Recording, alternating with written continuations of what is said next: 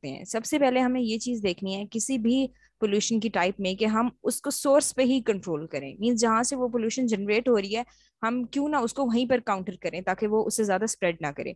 उसके लिए हम क्या कर सकते हैं, substitution of the raw materials. जैसे पहले कोल बहुत ज्यादा यूज हो रहा था आपके एनर्जी के लिए, अब क्या यूज हो सकता है, एलपीजी, एलएनजी। ये कोल से एटलीस्ट कम हेजर्डस है, जितने हद तक वो पोल्यूशन कॉज करता है उतने एलपीजी या एलएनजीज नहीं कॉज करते। उसी बात हम क्या कर सकते हैं, प्रोसेस मॉडिफिकेशन कर सकते हैं। जैसे अगर हम कोल से कोई चीज बना रहे हैं या डिफरेंट जो केमिकल्स को यूज कर रहे हैं ना, बजाय ये कि हम उसको डायरेक्टली इन्वायरमेंट में एमिट होने दें, हम क्या करें, उसको लेस हेजर्डस बना के फिर हम उसको एमिट करवाएं। जैसे हम उसको वाटर के साथ या किसी सोल्यूशन के साथ मिक्स करके जब करेंगे, डस्ट फॉर्म में जो पोल्यूशन है वो ज्यादा होती है, जबकि अगर वो लिक्विड फॉर्म में या वेट फॉर्म में हो जाएगी तो फिर वो उतने ज्यादा नहीं स्प्रेड करेगी।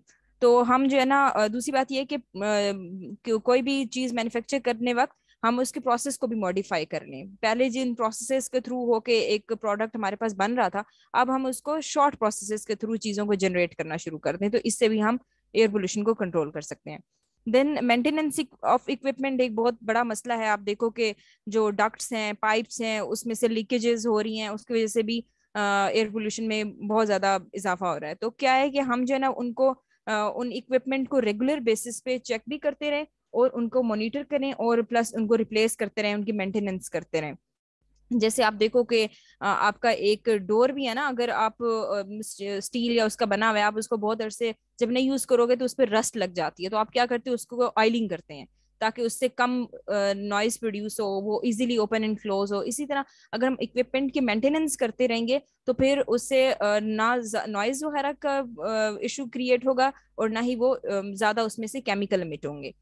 उसी बात हम बात करते हैं about the control measures in the industrial centres. क्या जो इंडस्ट्रियल सेंटर्स हैं उसमें हम कंट्रोल मेजर्स को अडॉप्ट करें, हाउ। अब क्या चीज हमारी इंट्रोड्यूस हो चुकी है कि हमने परमिसिबल लिमिट्स दी हुई हैं इंडस्ट्रीज को कि उन्होंने इतने लेवल तक अपनी इमिशंस करनी है, अगर उससे ज्यादा वो करेंगे तो उनको वो टैक्सेस या सरचार्ज देना पड़ता है, ठीक है। तो ये control measures in industrial centres में यही है कि इनको पता है कि हर इंडस्ट्री को कि उनको कितने हद तक इमिशंस अलाउड हैं, ठीक है, कितने हद तक वो परमिसिबल लिमिट में चीजों को डिफरेंट केमिकल्स को रिलीज कर सकते हैं। लेकिन अब यहाँ पर एक मसला ये है कि अक्सर जो फैक्ट्रीज होती है ना वो इस चीज को ऑन ग्राउंड लेके नहीं आती। कोई इन्वायरमेंटलिस्ट ने आना होता है, चेक करना होता है कि क्या एयर क्वालिटी ठीक है नहीं है, या वो परमिसिबल लिमिट्स में ही इमिशंस हो रही है या नहीं।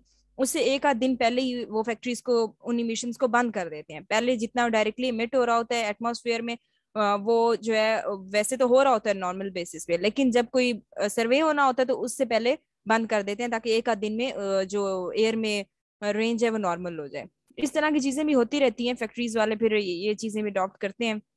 अगर मजीद इन पे स्ट्रिक्ट रेगुलेशंस और वो रखी जाएं तो फिर एयर पोल्यूशन को कंट्रोल किया जा सकता है। बाकी पोल्यूशन कंट्रोल इक्विपमेंट यूज करना बहुत जरूरी है। जैसे हम फिल्टर्स को यूज करें, स्क्रबर्स को यूज करें।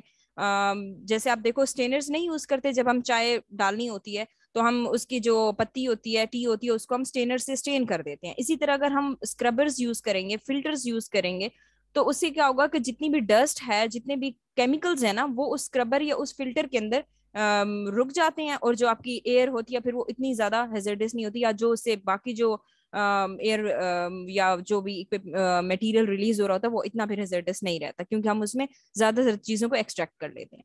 फिर एक और चीज ये आती है कि diffusion of pollutants in the air, कि हम जो है ना पोल्यूटेंट्स को डिफ्यूज करवाएं या उसको वेट करके इन्वायरमेंट में रिलीज करवाएं। जैसे मैंने आपको पहले भी मेंटेनेंस ऑफ इक्विपमेंट में भी ये बताया, प्रोसेस मॉडिफिकेशन में भी ये चीज बताई कि आप ये देखो कि हम जो है जब अगर वेट फॉर्म में जो पोल्यूटेंट्स होते हैं वो इतना ज्यादा हेजर्डस नहीं होते as compare to the dry form, क्योंकि वो जाहिर है, आप ये देखो कि जब ड्राई फॉर्म में डस्ट होती है वो बहुत दूर तक बहुत जल्दी स्प्रेड कर सकती है, लेकिन अगर वो वाटर के साथ एक चीज मिक्स हुई है, उसका वेट बढ़ जाता है तो वो इतना जल्दी स्प्रेड नहीं करती।